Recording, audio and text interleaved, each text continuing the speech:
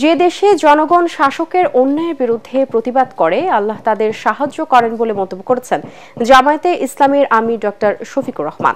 সকালে ঝালকাঠির ইশারা কমিউনিটি সেন্টারে আয়োজিত সমাবেশে তিনি আরও বলেন, 15.5 বছর এদেশে জনগণ শান্তিতে ঘুমাতে পারেনি। তারা মর্যাদার সাথে বাঁচার অধিকার থেকে বঞ্চিত হয়েছে।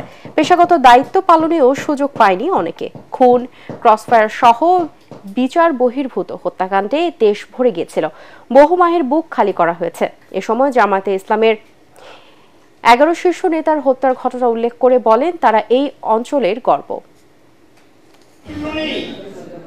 বিচারকের আসনে বসে মানুষের উপরে জুলুম করবে না, আমরা সেই বাংলাদেশ চাই। আপনারা কি এমন একটা বাংলাদেশ চান?